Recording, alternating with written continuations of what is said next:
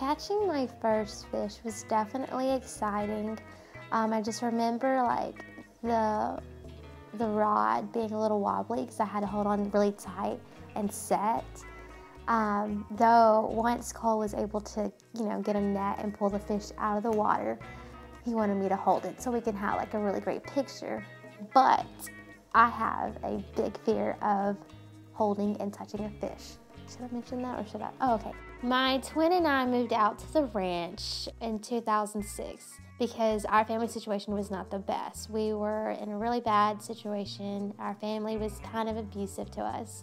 We were not separated, thankfully. We have been with the same family ever since, and we've been there for about 13 years now. It's the best thing that's ever happened for us.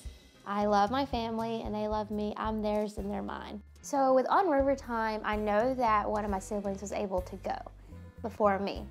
And she just came back talking about fishing and the mountains and loving her experience out there and how different it was. And so from then on, I knew that I wanted to go. The summer before my senior year, I was invited to go out with On River Time to go fly fishing. I was super excited. I didn't really know what to think because I've never fly fished before. I've done regular bass fishing, which I was not a fan of, so this was kind of new and different for me. And not only that, but I was super excited to get on a plane. Getting to the lodge, that was so much fun because before we got to the lodge, we landed in Idaho Falls.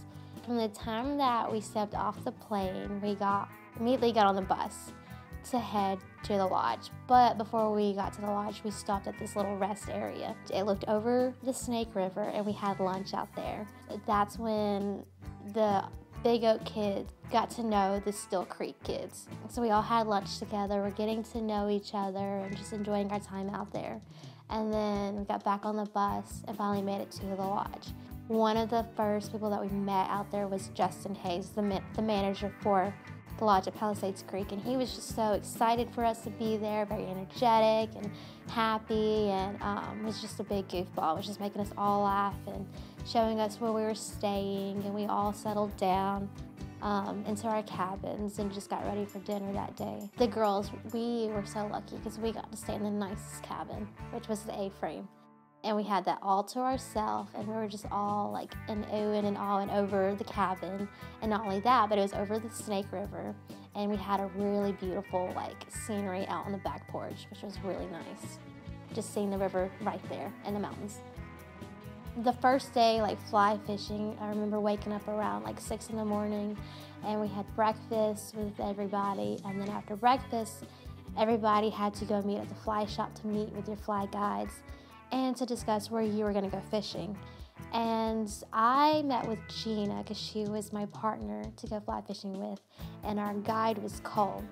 And Cole had taken us to Section 1 in the Upper Palisades to go fly fishing. And when we got there, Cole was setting up all the equipment for us. And Gina and I were just talking about, our names, our team name, which I think we were the Bama Slammer.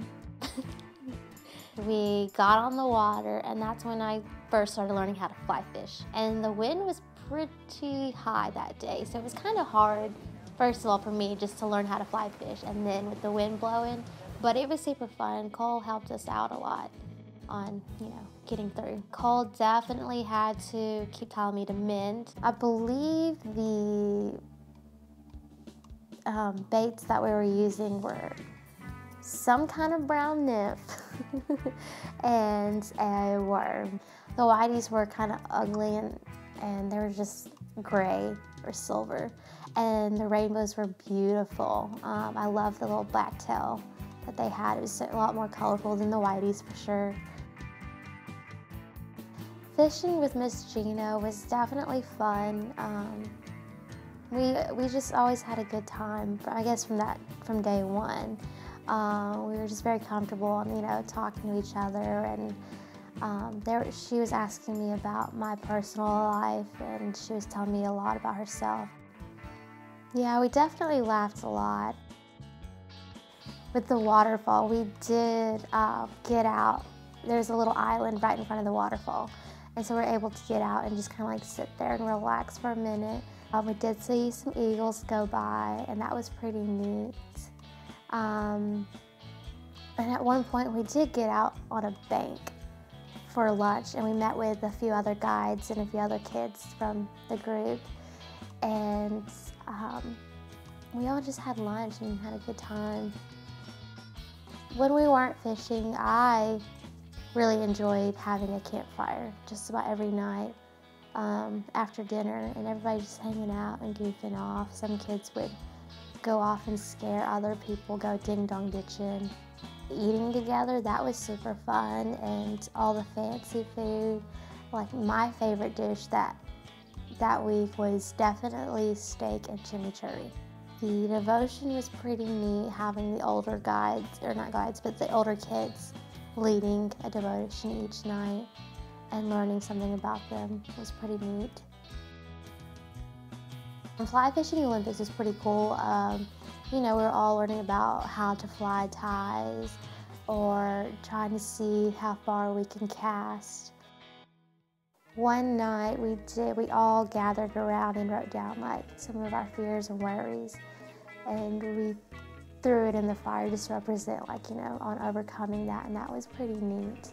After hearing Steve talk about his experience being at the lodge and wanting to have some kind of healing process, you know, the same thing that he went through for us, like he said, you know, he had the same past as we did, and you know, to overcome all of that, he had gone out to the lodge and fly fish as like a healing process, and he wanted us to have the same thing. And I felt like I got the same thing. Like I did, I felt like I had healed a lot from that and just learning about myself.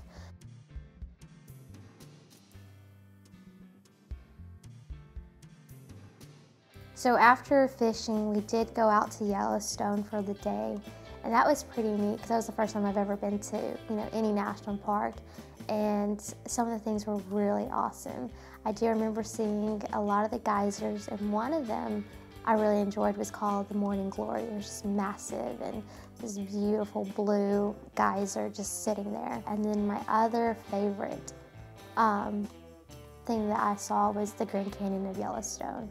That was really beautiful, and I just enjoyed seeing all of that from where we were. Like, we were up at some high peak looking down on the river. I definitely have grown to love being outside a lot more after that trip.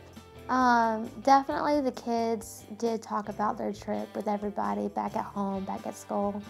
They enjoyed their time out there. It definitely, I would say, probably left something in them like it did to me, but for me it was a lot more than just a little bit.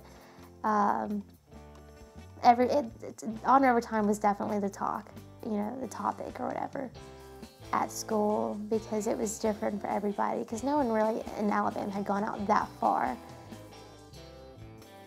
So after On River Time, I just like really enjoyed my time out there. I loved the atmosphere. I loved the people who were working out there. They're all so neat, and the scenery was beautiful. And I thought it'd be really neat if I could work up there. And so after, you know, starting school and thinking about it, my mom helped me out on, you know, making my resume, and we sent it out just to see if I would get the job. And I remember the day before Christmas Eve, I got an email back from Justin, the manager of the lodge, saying that he would be more than willing, you know, he'd be happy to have me out there. And so, of course, I accepted the job, and I had gone out to the lodge 3 days after graduation